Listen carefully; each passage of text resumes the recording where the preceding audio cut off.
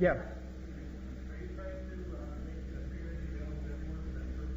Okay, the way I look at it, that would be a side effect of this research. What I'm trying to do here is establish a language in which to describe electricity. We no longer have the language. After about 1920, with the death of Steinmetz, physics kind of took over electricity and filled it with particles and electrons and conductors and mass-orientated types of situations, and the science of electricity went completely under and was virtually ignored.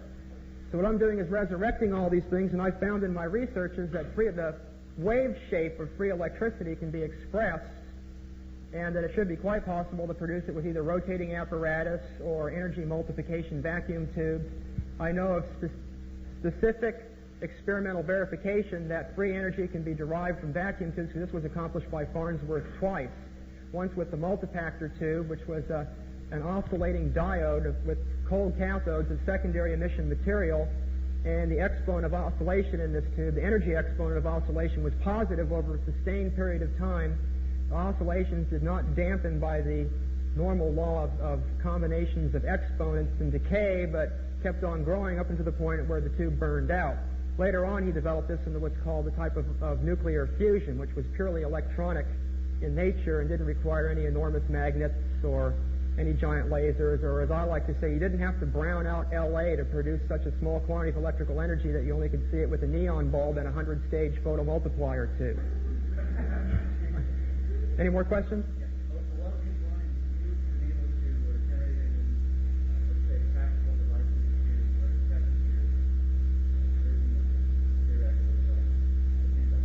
Okay, the question is, have I built any practical devices to obtain experimental results of Tesla's work? The answer is definitely yes. I have a laboratory. I have one laboratory which I built at the Marconi Wireless building in Bolinas, California, which was, of course, RCA's at the time, which I diagrammed up on here as to what Marconi used to have in there. That's where I did most of my experimental researches, but the political situation was like dancing on white-hot coals, and I'm not very good at politics. It's kind of the engineer's point of view that politics is a parasitic energy and you just kind of shut it to the side if you can. Okay, I now have a laboratory which I'm building up at the Van Tassel Integratron, which I've kind of been karmically led to, and it's allowed by what some people refer to as astral entities or dark forces to complete.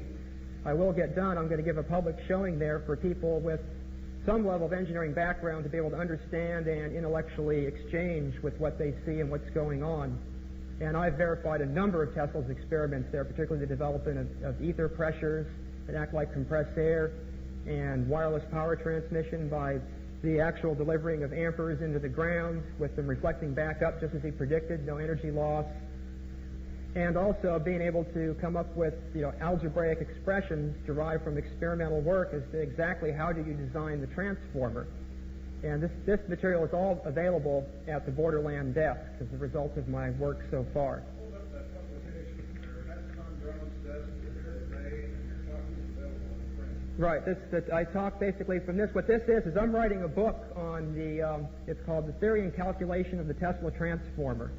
And this is excerpts from that, and also it contains 2 articles that I wrote in the Borderland Journal, one giving a very descriptive and non-mathematical explanation of the rotating magnetic field, and the other one giving algebraic equations for calculating the top velocity that you encounter on a Tesla coil, which you'll find is not limited to the velocity of light, but can propagate much faster. Is there any more questions? Okay. Thank you.